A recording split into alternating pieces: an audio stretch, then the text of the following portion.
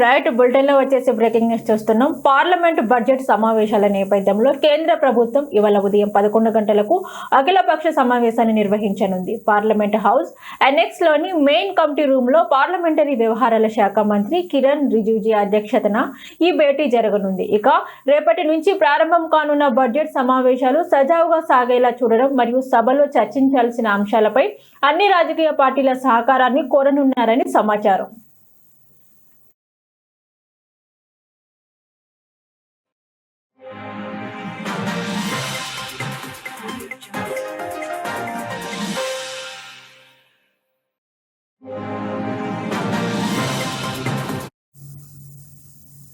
ఇక రాష్ట్రపతి ద్రౌపది ముర్ము ప్రసంగంతో సమావేశాలు ప్రారంభమవుతాయి. ఎల్లుండి పార్లమెంటులో ఆర్థిక సర్వే ప్రవేశపెడతారు. అలాగే ఫిబ్రవరి 1న కేంద్ర ఆర్థిక మంత్రి నిర్మలా సీతారామన్ 2026-2027 ఆర్థిక సంవత్సరానికి బడ్జెట్ ను ప్రవేశపెడతారు. విషయం ఏమిటంటే ఈసారి బడ్జెట్ ఆదివారం ప్రవేశపెట్టడం ఒక అరుదైన సందర్భం. ఈ బడ్జెట్ సమావేశాలు 2 విడతలుగా ఏప్రిల్ 2 వరకు కొనసాగుతాయి. జనవరి 28 నుండి ఫిబ్రవరి 13 వరకు, మార్చి 9 నుండి అలాగే ఏప్రిల్ 2 వరకు ప్రతిపక్షాలు నిరుద్యోగుల ధరలు పెరుగుదల మరియు ఇతర ప్రజా సమస్యలపై చర్చకు పట్టుబడే అవకాశం ఉన్నందున ఈ అఖిలపక్ష భేటీ ప్రాధాన్యం సంతరించుకుంది.